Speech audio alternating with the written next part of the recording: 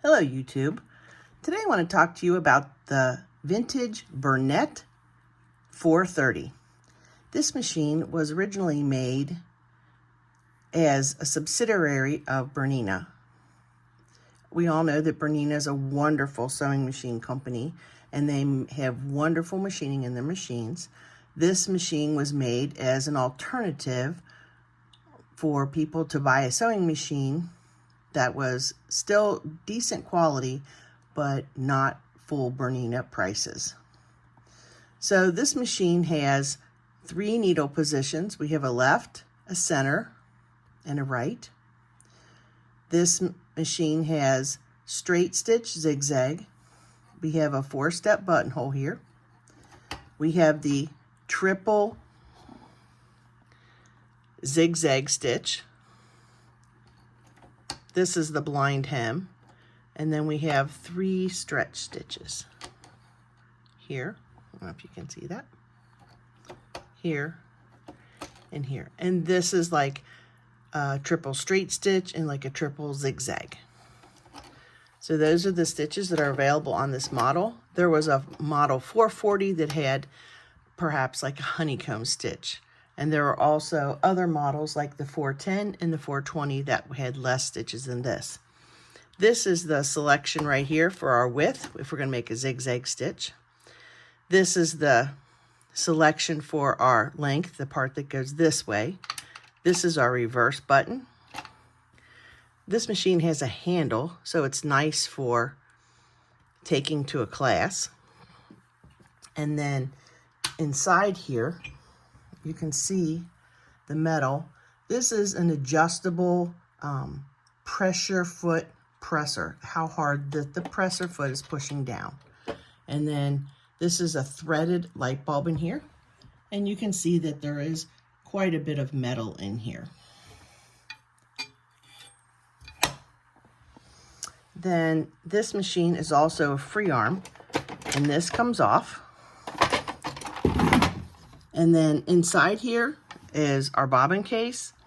And then here, right here, this is where we drop the feed dogs. So if we wanted to do free motion quilting or a buttonhole.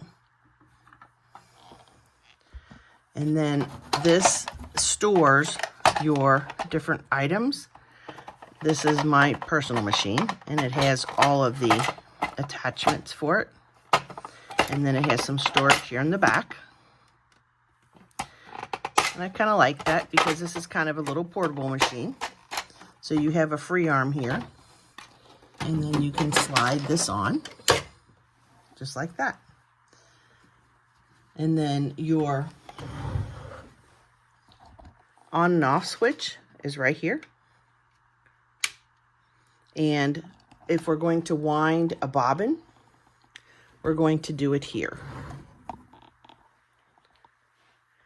And we're going to put our thread that we want to wind on here. And we're going to come down here. Hold on, and I will get it on there a little better for you. Now I want to show you how I wound the bobbin. We put our thread on this spool pin. Then we're going to go to this right here, this little hook back behind. Then we're going to come back and come into this loop at the top. And we're going to put it into this tension disc, and we're going to go around this way. Then we're going to go, this little door opens up. We're going to go to here and wind our bobbin a little bit on here. And this is an automatic cutter is what this is. I'm not going to fill it that full. And then you want to, when you put your bobbin on here, this will engage the needle stop, so your needle should not go up and down. And then you're just going to go ahead and push. And that's what it did for me. Now I'm going to take the bobbin out, and we're going to lift this little flap and pull our bobbin out. Excuse me. And to put this back in, we're going to take the open place on the top, we have our thread coming off in a clockwise direction. So we're going to hold this opening at 12 o'clock. We're going to put our bobbin in. Then you see there's a slit. We're going to take our thread, come through the slit, and then pull it up until it's in this little spot right here. Let's see if you can see that better. So then I'm going to take and open this little flap with this opening at 12 o'clock. Then I'm going to put it in and snap it into my machine. And I'm going to kind of tuck that thread in there and shut the door. Now I want to thread my machine, and I'm using 2 different colors on purpose. I'm going to put my thread on the guide back here. So we have our thread on our thread back here. We're going to thread this, and then around the back, right here, there's a little eye, and we're going to thread through there. Now, one tip for you is to always thread with the presser foot in the up position. That's going to release the tension discs that are in there and allow your thread to go in between. So I'm going to pull that in.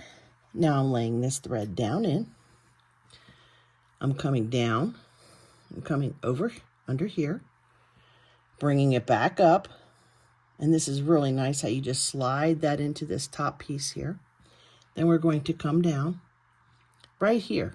We're going to go behind that. And then right above the needle, we have a small, one more little guide to hold the thread. This sewing machine will thread from front to back. Your needle eye should be in the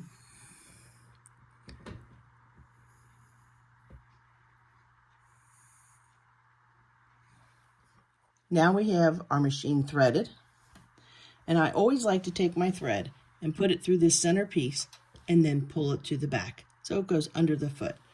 Now I'm going to hold it, and I want to bring my bobbin thread up. So we put our right hand on our hand wheel, turn it towards you. We're going to turn one turn, and then we're going to give it a little tug, and maybe I pinch maybe I'll turn it a little more. And I don't know if you can see this, but I have blue on the bottom and this coral color on top. So I'm going to put both of them like through this guide into the back. And so now we're ready to sew. So to sew, we're going to put our fabric under our foot. I have it set on the little dial here that has the straight stitch and the zigzag. This is on 0 because we're going to just straight stitch. And this is about at 3.5. And this is our reverse button. So all we need to do is we've lowered our presser foot. We're going to press our foot control pedal. And away we go. Now we can reverse by pushing in. And we can go forward.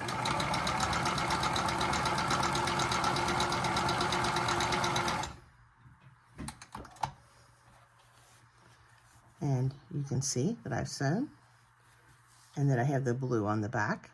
And I use 2 colors like this when I'm trying to check a machine for thread tension. That way it's easy to spot if one of these is off.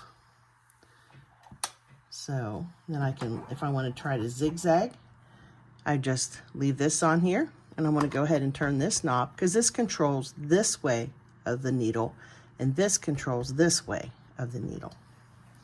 So here we go.